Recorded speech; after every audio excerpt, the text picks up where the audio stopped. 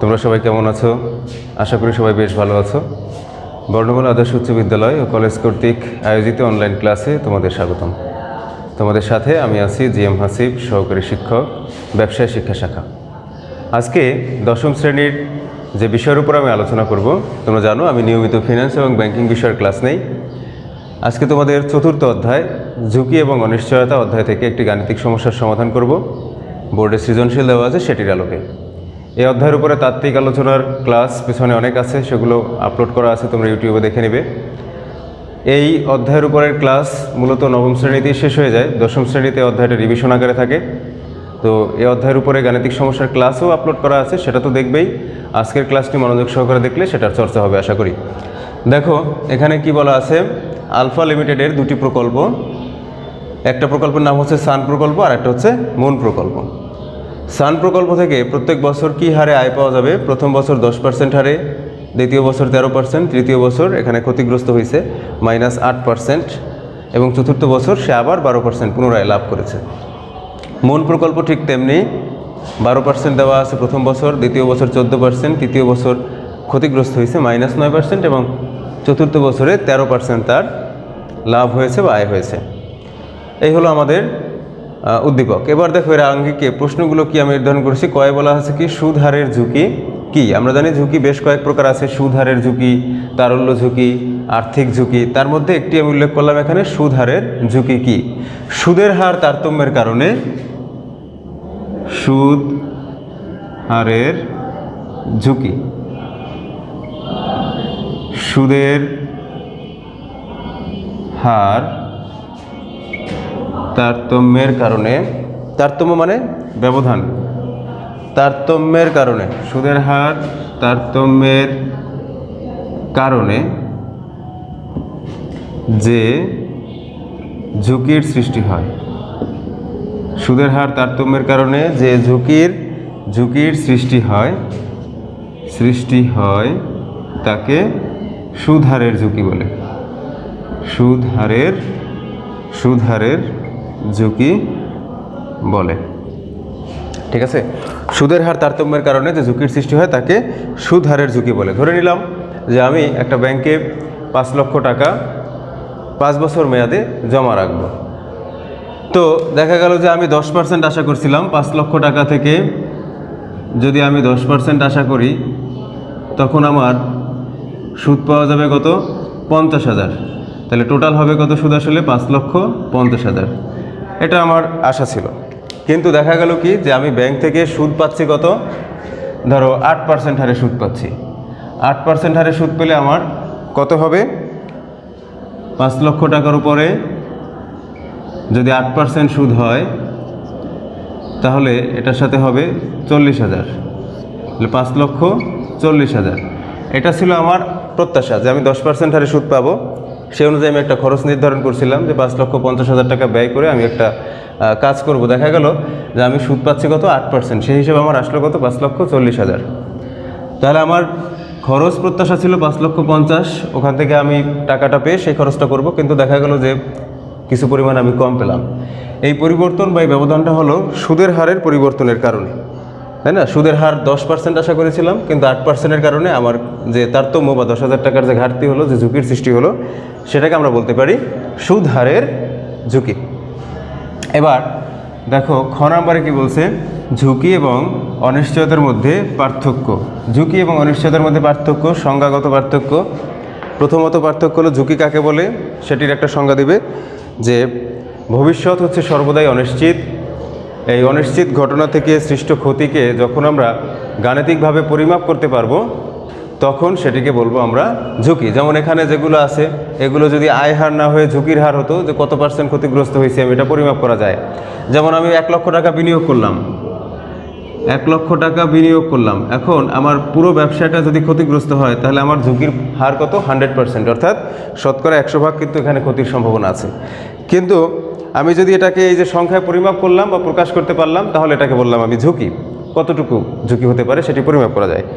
কিন্তু একজন দক্ষ ম্যানেজার, তিনি একটা প্রতিষ্ঠান খুব সঠিকভাবে সুন্দরভাবে পরিচালনা করছেন, তার মৃত্যু বা তার অবর্তমানে প্রতিষ্ঠান কতটুকু ক্ষতিগ্রস্ত হবে সেটি কিন্তু পরিমাপ করা যাবে না। এটাকে বলে পরিমাপ যোগ্যতা নেই এরকম ঘটনা, তাই তো? তাহলে যে ঘটনার দ্বারা ক্ষতির সম্ভাবনাকে আমরা আর্থিকভাবে ক্ষতির সম্ভাবনাকে যখন আমরা পরিমাপ করতে পারবো তখন সেটিকে বলবো ঝুঁকি, অথবা যে ঘটনার দ্বারা সৃষ্ট ক্ষতিকে আমরা আর্থিকভাবে বা গাণিতিকভাবে প্রকাশ করতে পারবো না তাকে বলবো আমরা অনিশ্চয়তা। অনিশ্চয়তাকে পরিমাপ করা যায় না, আর ঝুঁকিকে পরিমাপ করা যায়। ঝুঁকি পরিমাপের পদ্ধতি রয়েছে। ঝুঁকি পরিমাপের যে পদ্ধতি সেটিকে কি বলি তোমরা জানো? ঝুঁকি পরিমাপের পদ্ধতিকে বলে আদর্শ বিচ্যুতি। তাহলে আদর্শ বিচ্যুতি কি? আদর্শ বিচ্যুতি হচ্ছে ঝুঁকি পরিমাপের পরিসংখ্যানিক পদ্ধতি, আর অনিশ্চয়তা পরিমাপের কোনো পদ্ধতি নেই। ঠিক আছে, তো এটুকুই বলতে পারি আমরা পার্থক্য। এটাকে একটু ব্যাখ্যা বিশ্লেষণ করলেই হবে। এরপরে আসো সান প্রকল্পের ঝুঁকি নির্ণয়। এখন আমরা আদর্শ বিচ্যুতি নির্ণয় করব ঝুঁকি নির্ণয় করার জন্য। দেখো তাহলে গ নাম্বার লিখছি আমরা সান প্রকল্পের ঝুঁকি নির্ণয় কীরকম হবে? ছকটা প্রথমে আমরা লিখব বছর, এরপরে লিখব আয় হার, এরপরের কলামটা হবে আয় মাইনাস গড়, অর্থাৎ গড় থেকে ব্যবধান, যেটা ব্যবধান। এরপরে হবে ব্যবধানের বর্গ। এই হলো ছক। এখন এর ভিতরে আমরা মান বসাবো। কয় বছর? আমাদের বছর আছে কয়টা? 4 বছর। তাহলে 4টি ঘর হবে নিচে নিচে, 1 2 3 4 বছর, 1 2 3 4। ঠিক আছে, প্রথম বছর কত পার্সেন্ট আয় হয়েছে? 10%। দ্বিতীয় বছর এখানে পার্সেন্ট না দিলেও হবে, এখানে ব্র্যাকেট একটা পার্সেন্ট দিয়ে দিলাম, তার মানে প্রত্যেকটাই হচ্ছে শতকরা। এরপর হচ্ছে 13%, এরপরে -8%, 12%, তাই তো? তাহলে প্রথম কাজটা কি? প্রথম কাজ হচ্ছে আমাদের গড় আয় বের করতে হবে। গড় আয় কি করব? সংখ্যাগুলোর যোগফলকে ভাগ দিব 4 দিয়ে। যত বছর থাকবে তত দিয়ে ভাগ করতে হবে গড় বের করার জন্য। কত আসে তাইলে? 10 যোগ 13 মাইনাস 8 যোগ 12 27, 27। এটাকে ভাগ দিব কত দিয়ে? এটাকে ভাগ দিব আমরা 4 দিয়ে। তাহলে 27কে যদি 4 দিয়ে ভাগ করি 6.75, তাহলে আমাদের গড় আয় কত আসে? 6.75। পরবর্তীতে কি করতে হবে? আয় থেকে গড় যেটা বের করছি, গড় আয় যেটা বের করছি সেটা বাদ দিব। তো 10 মাইনাস 6.75 যত হবে এখানে লিখব 13 মাইনাস 6.75 মাইনাস 8 মাইনাস 6.75 12 মাইনাস 6.75। এবার কত হয় এটা আমরা দেখি। 10 মাইনাস 6.75 এটা হবে 3.25। এরপরে 13 মাইনাস 6.75 এটা হবে 6.25 মাইনাস 8 মাইনাস 6.75 কত হবে? 14.75। এখানে 12 মাইনাস 6.75 এটা হবে 5.25। এই হলো আমাদের ব্যবধান। এরপরেরটা কি বলছে? কি ব্যবধানের বর্গ, অর্থাৎ যে ব্যবধানটা পেলাম আমরা 3.25 এর বর্গ কত হয় বের করব। 6.25 এর বর্গ। এরপর আছে মাইনাস 14.75 এর বর্গ, 5.25 এর বর্গ। এটা আমরা ক্যালকুলেটরে করে নিতে হবে। 3.25 এর বর্গ করলে হবে 10.56, 10.56। এরপরে 6.25 এর বর্গ করলে হবে 39.06। এরপর দেখো দুইটা মাইনাস, এটার বর্গ করলে কি হবে? সংখ্যা কিন্তু প্লাস হয়ে যায়। -2 কত হবে? প্লাস অবস্থার 4। তাহলে এখানে 14.75 এর বর্গ করলেই আসলে হয় কত হবে?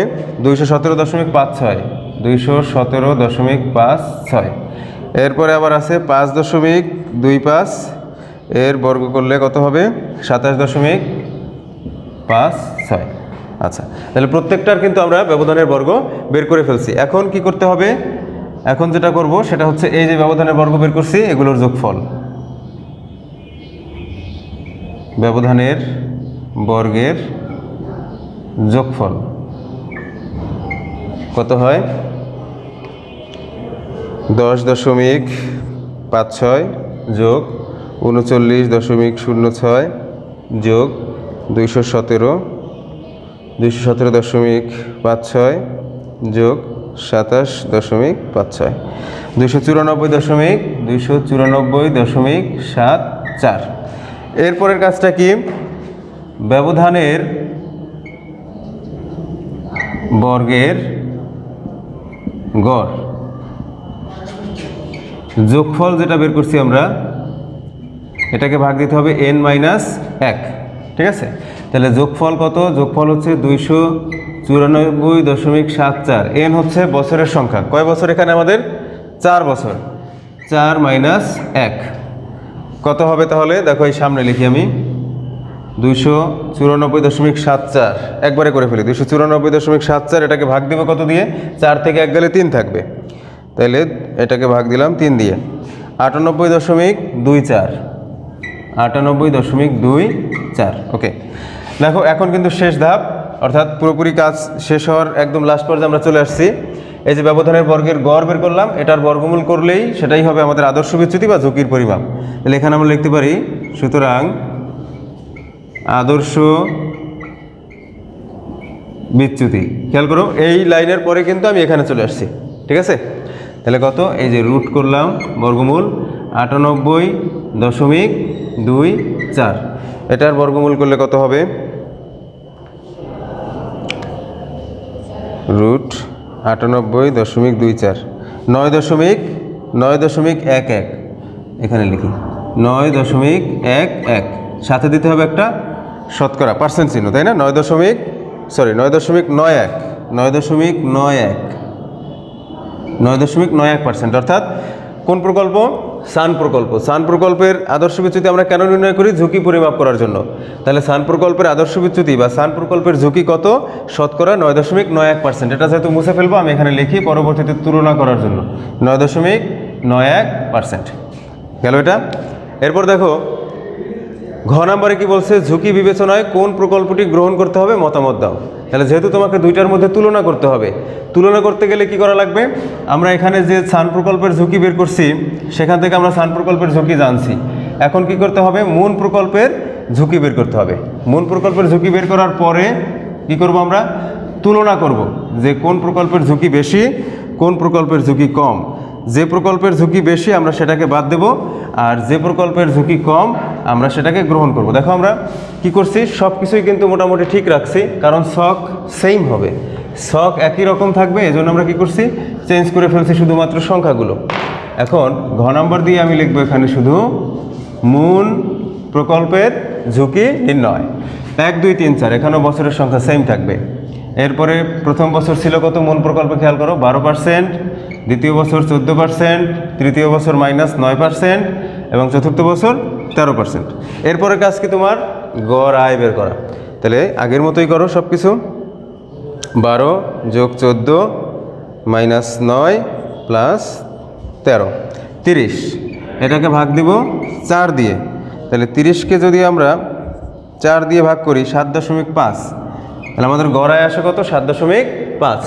এরপরে কলামটা কি হচ্ছে? আয় থেকে গড়, অর্থাৎ ব্যবধান বের করতে হবে। 12 - 7.5 কত হবে লিখবো? এখানে 14 - 7.5, এখানে -9 - 7.5, এরপরে 13 - 7.5।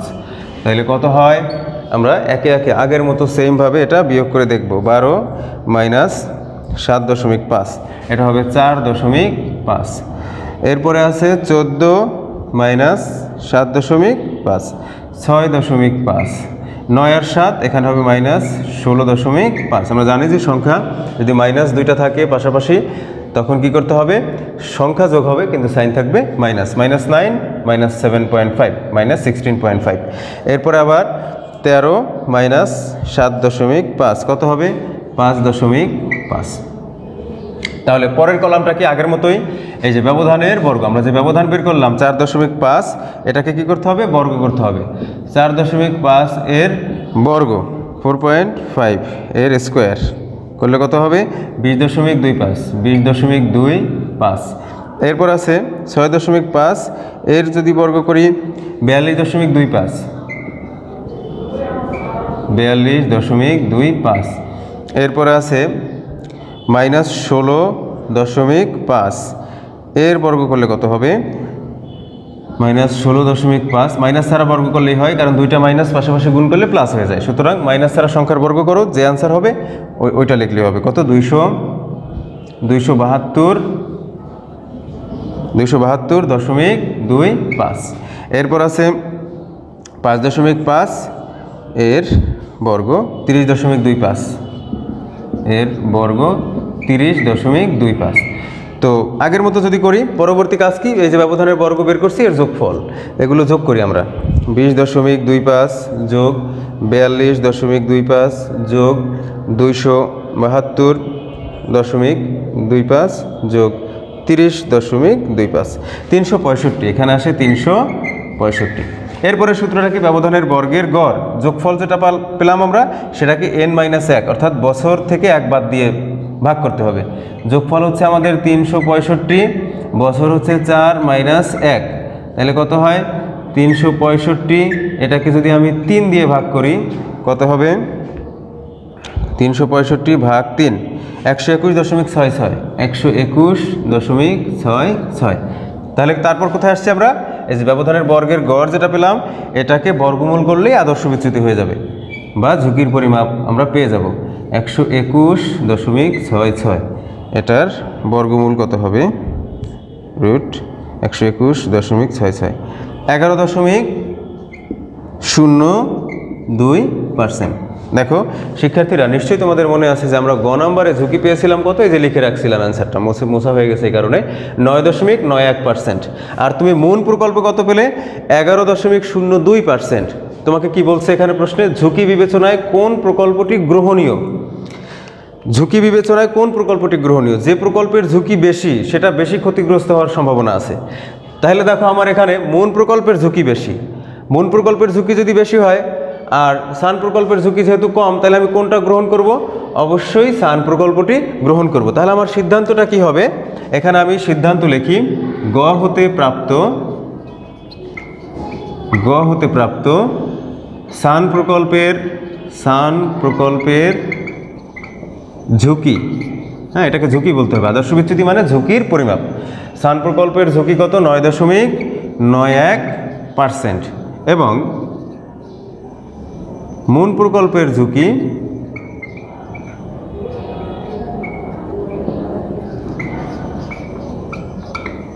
কত পেলাম, 11. এটা গ হতে প্রাপ্ত ব্র্যাকেটে দিলেও পারো। সান প্রকল্পের ঝুঁকি 9.91%, এবং এখন যেটা জানলাম যে মূল প্রকল্পের ঝুঁকি 11.02%। সুতরাং ঝুঁকি বিবেচনায়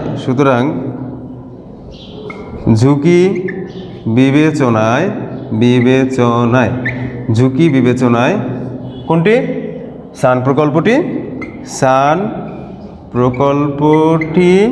সান প্রকল্পটি গ্রহণীয়। আচ্ছা, গ্রহণীয়র বিপরীত শব্দ কি, বর্জনীয়।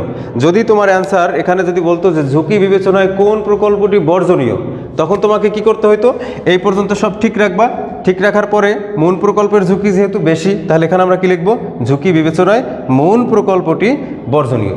ঠিক আছে, আশা করি তোমরা এটা বুঝতে পেরেছো।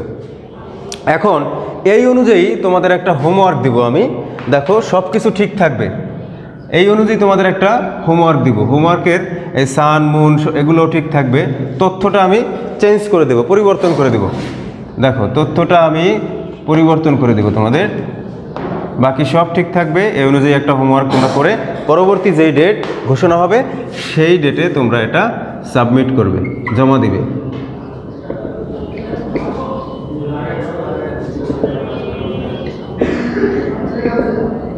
দেখো প্রকল্পের নামও সেম থাকলো, আর যে কোশ্চেনগুলো আছে আমার সেগুলোও সেম থাকলো। শুধুমাত্র তোমাকে কি করতে হবে, এক একটা প্রকল্প অনুযায়ী এক এক রকমের আয় হার দেওয়া আছে, সেই অনুযায়ী তোমাকে ঝুঁকি বিবেচনা করে বের করতে হবে এবং সিদ্ধান্ত নিতে হবে। ছোট্ট একটু পরিবর্তন, এখানে তুমি যদি গ্রহণীয় বর্জনীয় বুঝতে পারো তাহলে এখানে আমি লিখে দিলাম কোন প্রকল্পটি বর্জনীয়, ঠিক আছে, উল্টা হয়ে যাবে, যেটার ঝুঁকি বেশি সেটা বাদ দিতে হবে।